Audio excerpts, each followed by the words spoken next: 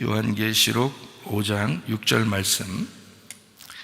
내가 또 보니 보좌와 네 생물과 장로들 사이에 한 어린 양이 서 있는데 일찍이 죽임을 당한 것 같더라. 그에게 7뿔과 7눈이 있으니 이 눈들은 온 땅에 보내심을 받은 하나님의 7 영이더라. 이렇게 되어 있습니다. 예수님이 가지고 있는 게 봤더니 7뿔, 7눈 이렇게 되어 있는데, 그 7눈이라는 건 이제 뿔이라는 건 권세를 의미하잖아요, 이기죠? 그런데 눈이라는 거는 보는 걸 얘기하잖아요. 보는 거를 뭘로 보냐? 영으로 본다, 이런 얘기예요. 이게 7영이니까 영으로 본다. 근데 7이라는 원래 단어가 완전하다는 단어예요. 그러니까 꼭 7개가 있어서가 아니라 7이라는 완전한, 그러니까 완전한 눈, 완전한 영, 이렇게 이야기하는 거죠. 그러니까 성령님을 의미하는 것입니다. 그러니까 성령님을 통해서 보신다. 그럼 성령님이 지금 어디 계시죠? 어디든지 계시죠. 그런데 우리 마음 가운데 계시잖아요. 그렇죠? 우리와 함께 계시죠. 그러니까 하나님은 뭘 통해서 이 세상을 바라볼까요? 우리를 통해서 바라보는 거예요. 그러니까 주님은 이 세상을 교회를 통해서 바라보기 시작하는 거죠. 그러니까 세상을 교회가 없이 세상이 존재할 이유가 없는 거예요, 하나님 입장에서는. 그러니까 교회 때문에 세상도 두는 거예요. 그러니까 이 세상을 교회라고 하는 것을 통해서 이 세상에 영향을 미치게 하고, 이 세상을 교회를 통해서 보게 되니까 주님은 이렇게 이제 말씀하죠. 교회라고 하는 게 빛과 같아서 숨길 수가 없다, 이렇게 돼 있죠. 소금과 같아서 맛을 낼 수밖에 없다, 이제 이런 이야기를 하잖아요. 그러니까 교회가 그런 존재라고요. 그러니까 뭐 마치 이 세상의 핵심과 같은 존재, 그게 교회라고요. 이게 이제 7눈, 7영, 그러니까 누구 거냐면 예수님 거예요. 그러니까 7이라는 게 예수님이니까, 그래서 7 예수님, 그래서 예수님의 영, 예수님의 것, 그래서 예수님의 영, 예수님의 것. 그러니까 7 교회가 요한계시록에 나오죠. 7 교회. 그럼 누구 거예요? 예수님 거라는 얘기죠. 7 교회니까. 그러니까 7개 교회를 썼는데 7 교회는 예수님 거다, 이렇게 표현할 수 있는 거죠. 뭐 7이라는 게 성경에 많이 나오죠. 안식일도 7이죠. 그죠? 그러니까 그 안식일도 누구 거라는 거예요? 예수님 거라는 거죠. 예수님의 주인이라는 거예요. 그러니까 안식일 날도 예수님의 주인이니까 딴 사람 마음대로 할 수 있어요, 없어요? 못하죠. 그래서 안식일 날 꼭 자기 마음대로 하겠다는 거예요. 그게 예수님이라고. 그러니까 예수님이 안식일 날 자기 마음대로 하겠다, 이렇게 이제 이게 안식일 날이라고. 그러니까 자기 마음대로 할 테니까 다른 사람들 보고 니네 마음대로 하지 마라, 니네 가만히 있으라는 거예요. 그래서 안식일 날 사람들 보고 가만히 있으라는 거고요. 그러니까 무슨 얘기죠? 예수님이 7은 자기 거니까, 7은 자기를 말하는 거니까 안식일이라고 하는 건 나야. 그러니까 내가 주인이야. 그러니까 다른 사람들 너희들은 가만히 있어야 돼. 일하지 마. 가만히 있어. 내가 일할 테니까. 그래서 안식일 날 일하신다고요, 예수님이. 그러니까 혼자 일하신다고요. 다른 사람들을 보고 일 도와달라고 한 것도 아니고 혼자 일하신다고. 왜냐하면 7이 예수님이니까. 그래서 7이라고 하는 것이 성경에 이렇게 나오면 마치 그 예수님을 설명하려고 하는 이제 그런 모습들을 우리가 볼 수 있어요. 근데 우리가 우리 마음에 예수님을 모시고 사는데, 근데 모시고 사는데 이게 또 잘못된 영이 우리에게 틈탈 수 있겠죠. 잘못된 영이 자꾸 틈타고 싶어 한다고요. 잘못된 영은 다른 데 틈타고 싶어 할까요? 교회 다니는 사람들한테 틈타고 싶어 할까요? 교회 다니는 사람들한테 틈타고 싶어 한다고 해요. 교회 다니는 사람들이 만만하니까 그런 거야. 아니, 만만하지 않지. 원래는 이 세상 사람들이 더 만만하지. 이 7이라는 이 영은요, 세상 사람들이 더 만만한데, 근데 교회 다니는 사람들을 꼭 넘어뜨려야 되고 싶어요. 왜냐하면 세상 사람들은 이미 넘어졌거든. 그러니까 내비둬도 되는데 교회 다니는 사람 안 넘어진단 말이에요. 그러니까 이걸 넘어뜨리려니까 어떻게 악한 영들이 자꾸 교회 다니는 사람들한테 틈타는 거예요. 7개의 영을, 그러니까 7 귀신이라고 그러죠. 7 귀신의 영, 7 귀신의 영이 자꾸 틈탄다고요. 그래서 교회 다니는 사람들이 넘어지면 크게 넘어져요. 그러니까 우리는 어떻게 하면 안 넘어지겠느냐, 어떻게 하면 안 넘어지냐, 안 넘어지는 방법을 지난번에 가르쳐 드렸죠. 어떻게 하면 안 넘어지겠어요? 계속 앞으로 가면 안 넘어져요. 서 있으면 넘어지는 거야. 그러니까 선줄로 생각하는 자는 넘어질까 조심하라고 써 있는데 거기 선줄로 생각하자면 이미 넘어진 거다. 왜냐하면 서 있다면 예수님은 계속 앞으로 가기 때문에 우리도 계속 앞으로 가야 되는데 예수님 따라서. 근데 서 있잖아. 그러면 이건 넘어진 거라. 이미 앞으로 간 사람에게서 볼 때는 뒤에 있잖아. 지금 벌써 넘어진 거죠.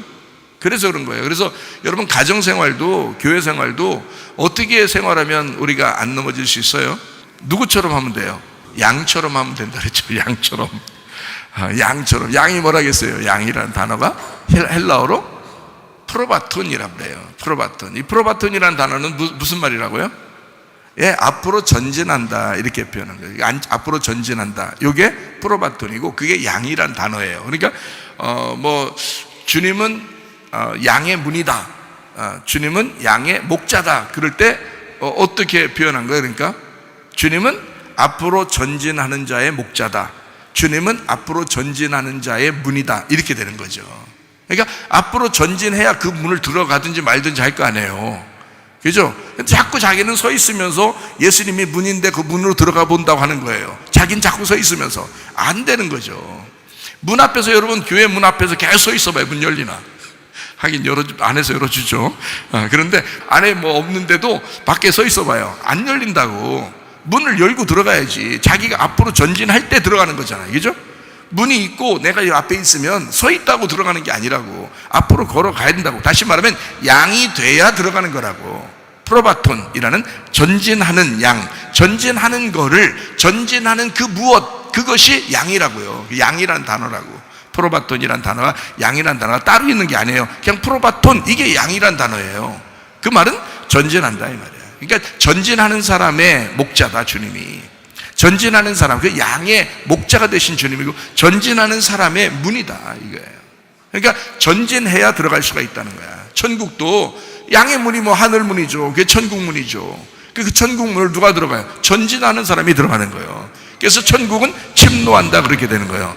침노에서 들어간다 이렇게 말하는 것은 그를 강탈하는 거예요. 전진하는 자의 것이니까.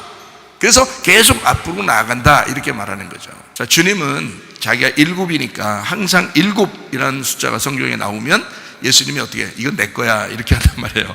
이건 내 거야 그런다. 그러니까 안식일날도 이건 내 거야 그러는 거예요. 자, 7뿔이 있어요. 그건 내 거야 그러는 거죠.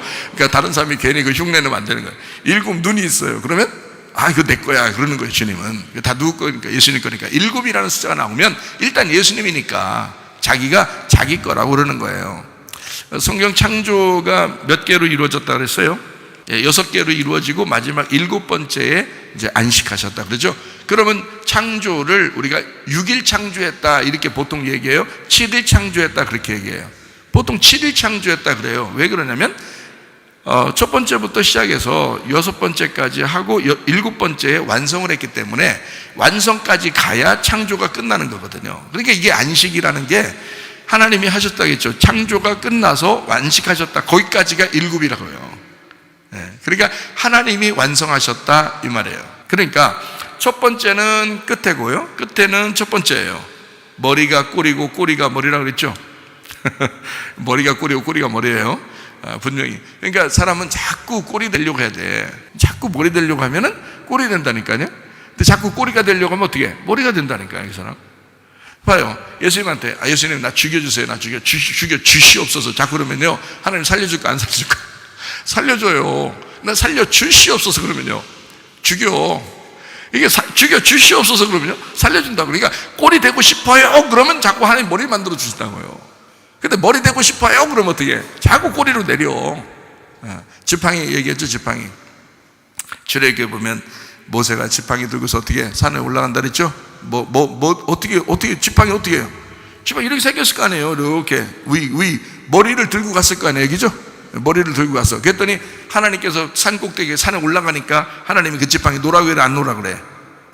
놓으라고 그러죠. 네가 이제까지 의지하면서 끌고 왔던 거 있잖아. 네가 맨날 그 땅에 이렇게 질질 끌고 다니는 거 이거 있잖아. 그거 내려놔 그래요. 내려놔. 자기는 지금 지팡이 머리를 들고 왔단 말이에요. 그러니까 머리를 들고 오니까 하나님이 마음에 들어 안 들어? 이게 마음에 안 들어. 머리는 뭐가 돼야 되니까? 꼬리가 돼야 되니까. 성경에 그렇게 돼야 되니까. 그래서 머리를 들고 지팡이를 딱 들고 왔더니 하나님이 놔 그래. 놔. 놔. 이제까지 네가 의지했던 거 이거 딱 놔봐. 놓으니까 뭐가 됐어요? 이제까지 의지했던 게 뭐예요? 아이, 뱀이 됐네. 뱀이 되니까 깜짝 놀라잖아요. 깜짝 놀라서 뒤로 물러났을 거 아니에요. 그러니까 야, 네가 이제까지 들고 다닌 게 그거야. 그러니까 알고 보니까 지금 모세는 뱀 뭐를 들고 다녔던 거야? 뱀 대가리 들고 다녔던 거 이제까지. 그죠? 그게 머리잖아. 그게 그 머리를 들고 다녔던 거야 이제까지. 뱀. 그러니까 여러분 봐요. 성경에 이 지팡이가 뭐를 의미하는 거예요? 원래는 뭘 의미해요? 지팡이가 말씀을 의미합니다. 그런데 모세가 알고 있었던 말씀은 지금 어떻게 알고 있었던 거예요? 네, 머리가 머리인 줄 알고 있었던 거예요. 머리가 머리인 줄 알고. 그걸 알고 있었던. 그렇게 알고 있다가 딱 지팡이 머리 들고서 이제 와서 딱 놔보니까 그게 뱀 대가리였던 거야. 그러니까 하나님이 야, 다시 대가리 집어라 이랬어요? 그렇게 안 하죠. 어딜 집으라 그래요? 꼬리를 집으라 그러잖아. 꼬리를 집으니까 꼬리가 뭐가 됐을까? 이제 이게 머리가 된 거지. 그래서 머리를 다시 또 이제 들고 내려오는데 사실은 지금 뭐 들고 내려오는 거야? 뱀 꼬리 들고 내려오는 거죠. 꼬리 잡고 내려오는 거예요. 근데 그게 뱀 대가리가 밑에 이제 콕콕 찍히면서 내려가는 거죠. 그러니까 하나님을 만나고 난 다음에는 꼬리가 머리가 되더라 이 말이야. 그렇죠? 하나님을 만나기 전에는 어떻게 했어요? 모세가 머리가 머리인 줄 알았어요. 근데 알고 보니까 이게 바뀌었더라, 반대였더라는 거예요. 그러니까 꼬리가 머리였구나라는 것을 깨달은 거예요. 그러면 우리가 이걸 보면 금방 깨달아야죠. 뭘 깨달아요? 죽고자 하는 자는 산다. 이게 딱 깨달아져야 되는 거지. 근데 살고자 하는 자는 어떻게 해? 죽는다. 그게 딱 깨달아져야 되는 거죠. 무슨 말인지 아시겠죠? 그러니까 머리는 막 되려고 그래요. 자꾸 사람들 막 기도해. 막 머리가 되게 해주세요. 그러면 꼴이 된다니까? 하나님이 보실 때는 참 우스운 거지, 그게. 자꾸 머리 되고 싶다고 하니까. 그 꼴이 된다니까? 하나님, 나요, 꼴이 되게 해주세요. 그렇다고 뭐, 나 빵점 맞게 해주세요. 뭐, 나 맨날 꼴찌만 하게 해주세요. 그걸 뭘 기도해요. 그냥 가만히 있어도 꼴찌하는 걸. 그걸 뭘 이렇게 기도하네. 그러면 기도할 게 아니라고. 그냥 가만히 있으면 돼, 그걸. 자꾸 머리 되려고 하는 게 아니라, 주님, 제가 주를 위해서 살려고 그러는데요. 저는 맨 마지막 같은, 그러니까 바울 사도 그러죠. 만삭되지 못한 바울과 같은, 팔싹동이처럼 있는 그런 바울과 같은 그런 사람이다. 바울 사도가 날마다 나는 죽습니다. 그런 얘기 하잖아요. 그죠? 날마다 나는 나를 쳐서 복종시킨다 그러잖아요. 그거라고요. 그게 꼴이라는 얘기야. 주님, 나는 꼬리로 알겠습니다. 내가 꼬리로 살겠습니다. 그러면 그 바울을 하나님께서 세우시는 거예요. 하나님 이 일을 하기 위해서. 마찬가지야. 우리가 자꾸 꼬리가 되려고 그러면 하나님 우리를 세우신다고. 다른 말로 말하면 죽고자 하는 자는 자꾸 하나님이 살게 해주신다는 얘기예요. 근데 살고자 하는 자는 자꾸 죽여. 그 죽여야 사니까. 그래서 죽은 자만 살아나는 거, 이거를 부활이라 그렇게 말한단 말이에요. 죽은 자만 살아나는 거. 성경은 그냥 살아있는 책이 아니에요. 이게 이 성경이 그냥 살아있는 책이 아니고 부활하는 책이란 말이에요. 이 성경은. 그러니까 성경은 부활을 강조하기 위해서 만들어진 책이지 살아있는 걸 강조하기 위해서 쓴 책이 아니란 말이에요.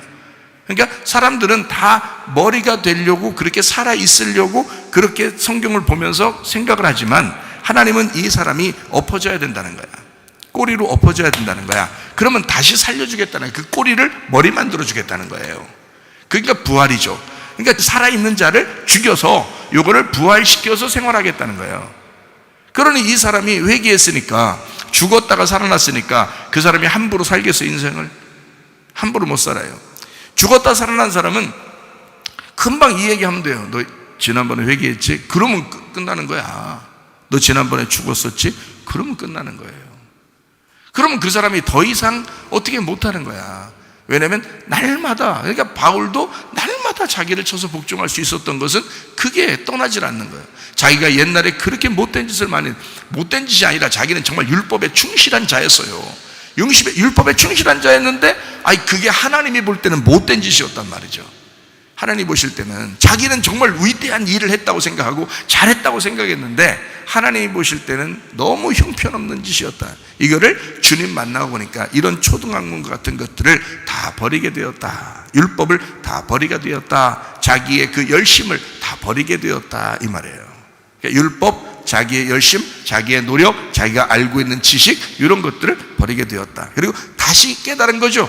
부활의 생명을, 부활의 예수님을, 영생을 깨달은 거예요. 다른 지식을 깨달은 거예요. 새 사람이 된 거예요. 하늘의 것을 깨달은 거예요. 하늘의 지식을 깨달은 거예요. 새 영을 받은 거예요.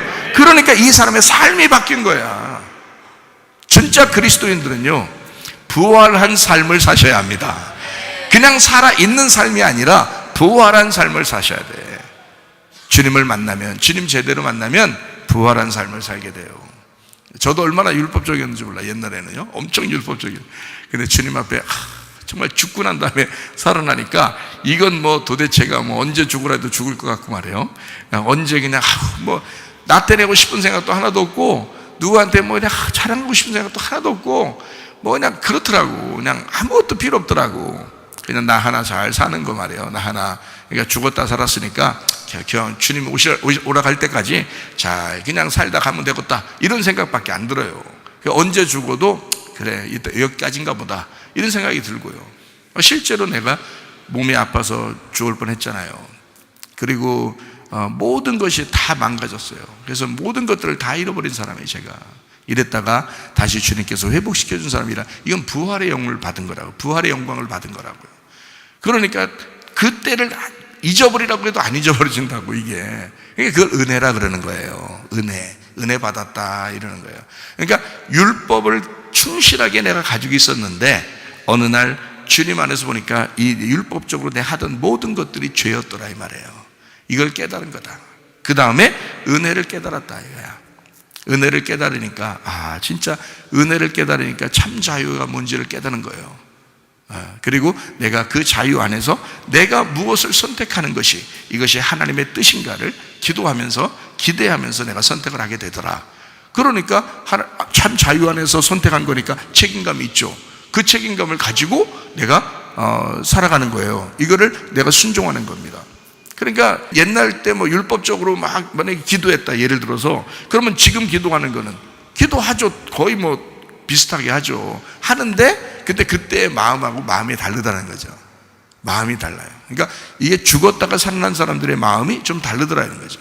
그걸 회개라 그런다. 은혜 안에서 사니까. 그러니까 율법은 없어지려고 이제 껍질을 이렇게 껍질이 율법인데, 율법을 이렇게 벗기려고 이렇게 있는 존재예요, 율법이라는 게. 그러면 율법을 다 없애버려요? 성경에서? 아니에요. 없어진다는 게 아니죠. 그 율법이 있는데 그 율법 안에서 은혜를 발견하는 것입니다. 율법 안에서 은혜를 발견하는 거예요. 그러니까 은혜를 받은 것은 율법 때문에 은혜를 받은 거예요. 율법이 없이는 은혜를 받을 수가 없어요. 그러니까 율법을 통해서 은혜를 받는 거예요. 그러니까 은혜만 받았다, 나는 뭐 은혜 받았으니까 끝, 이게 아니라 율법이라는 것 때문에 은혜를 받았으니 그 은혜가 진정한 은혜가 되려면 율법을 잊지 않는다는 거죠.